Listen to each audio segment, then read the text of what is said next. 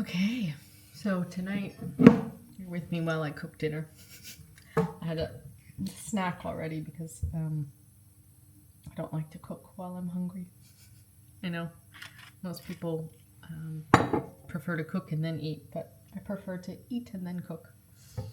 So I just had some hummus and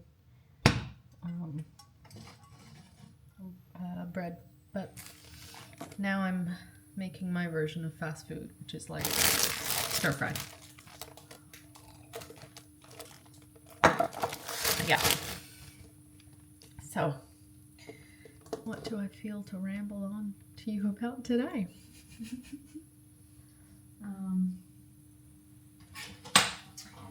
Good question. Good question.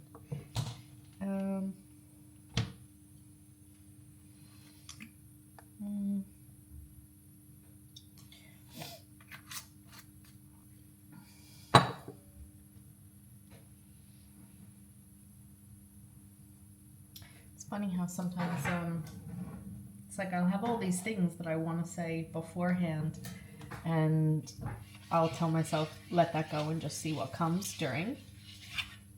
And then I get on and I'm like blank. There's like nothing.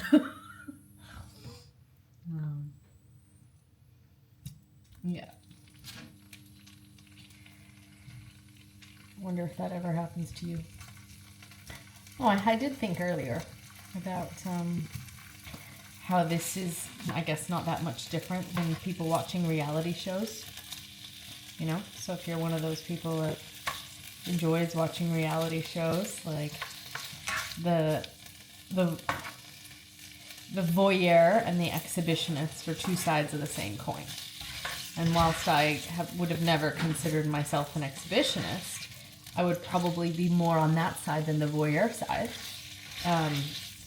Because, well, depends, but I've never really watched a reality show. Like, I much prefer sitcoms or stand-up. Fun fact about me, if I'm watching something on Netflix, it's likely to be either some happily ever after type of thing, or stand-up comedy. And I watched today afternoon, I watched Neil Brennan's special on Netflix, and yesterday I watched Ellen DeGeneres. So that's what I enjoy watching. Watching on Netflix. Let's put the soy in here.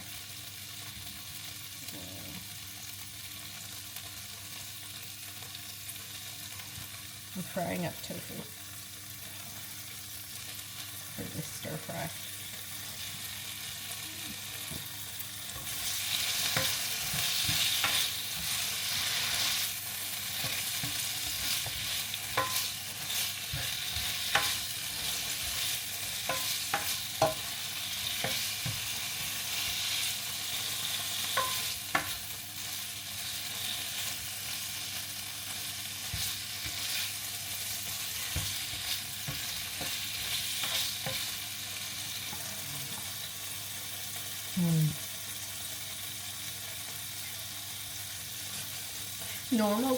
I guess normally people would edit it and they would have the like highlights and best of, and I guess the purpose of that is for short attention spans. People are like, get to the point, tell me something, valuable. But on Neil Brennan's special, he was talking about the Joe Rogan podcast and how it goes for a couple hours. He's like, I've never needed to pee so much as when I was a guest on his podcast. And I think if ever I was on his podcast, I would also probably need to pee during it.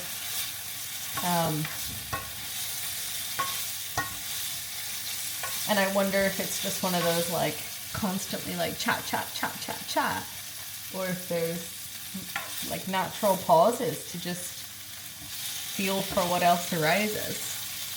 Or maybe they're in the flow, so they're just riffing off each other. That's possible.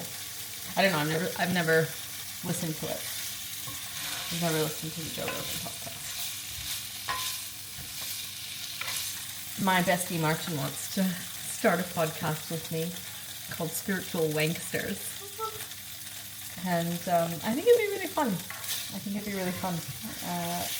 So I told him, yeah, I'm open and keen to do that, but you're going to have to be the one that drives it and initiates it, because I've got too many other projects on at the moment where I'm the driver of them. And so I said, I'll be your supporting co-host, but this has to be your project where you lead.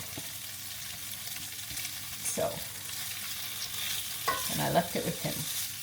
We'll see what happens with it. This tofu's coming out nicely.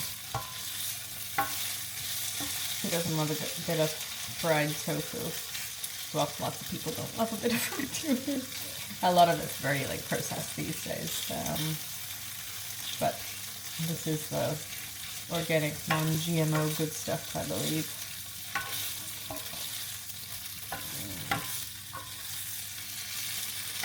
My belly feels a little bit weird right now.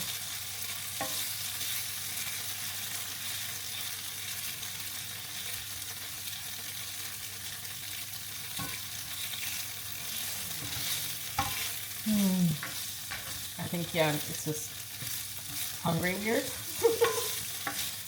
Feel a little hungry weird. I think hopefully eating will make it feel better.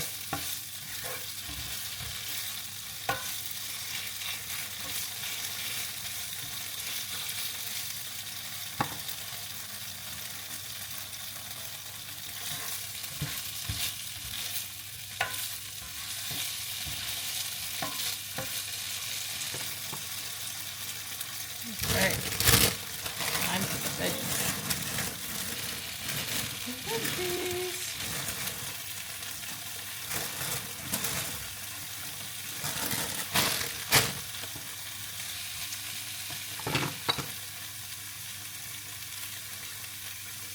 Maybe one day I'll have a cooking show.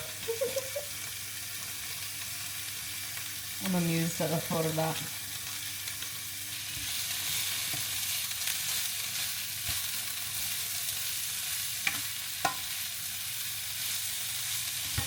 Here, let's see if I can pan in to show you the foods. Can I do that? Turn this around. I don't actually know how to work the camera well enough. Let's not do that. Only because I don't know how to work the camera well enough, but never mind.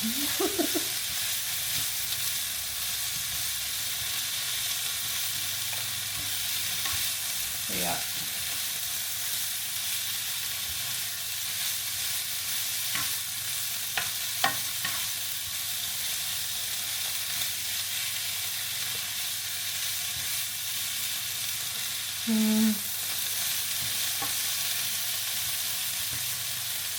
I think what makes reality shows engaging is the drama. You know? I feel like if someone's not in a lot of drama, or there's emotion, or it's tense, nobody's going to want to watch. And I think that's part of the challenge for me, because I'm so used to considering, okay, what's something that I could be of value to the other person. You know, my training brain has that, okay, how can you deconstruct this into a protocol or a framework or something that the other person can appreciate. And I've been actively attempting not to do that for my own, I guess, growth, healing, and development, my own reminder that it's yes, it's great to be adding value for people, but if you feel like you need to do that all of the time, oh geez, there's a hair in my food. That's my hair, by the way, so I'm not too fussed about it. Nobody else is eating it but me. But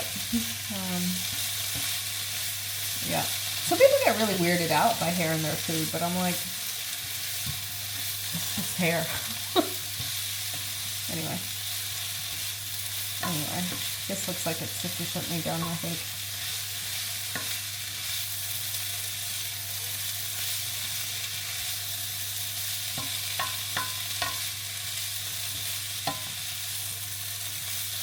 Yeah. So what was I saying about, like, if you don't have multiple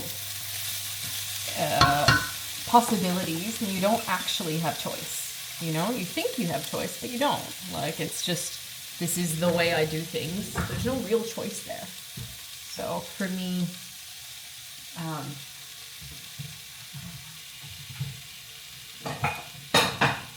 being able to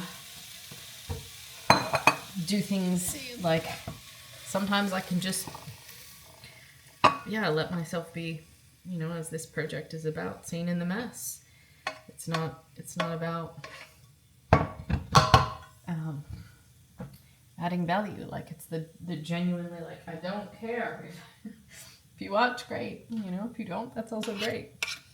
But I think I'm like that in general with most of my offerings, you know, a healthy degree of non-attachment of, like, it's in me to share, so you do with it what you will. Because I share what's in me to share. So, yeah. What was I getting? Yeah.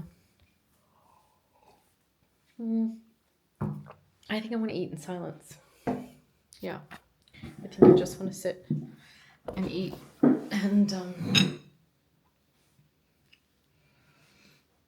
I think that is probably one of my biggest challenges with this challenge in general is I so revel in silence. But again, like I was saying, if there's only one way you can do things, then you don't actually have choice. Real choice comes from flexibility, like genuine behavioral flexibility. I can do it this way or I can do it that way. So I suppose the part of me that likes silence is like, you're not going to say the wrong thing. You just sit in silence. You're not going to sometimes you'll piss people off because they'll make up stories in their own minds about what your silence means, but can't make it, you know, everyone happy all the time, but it's what it is. Anyway, I'm going to eat. See you tomorrow.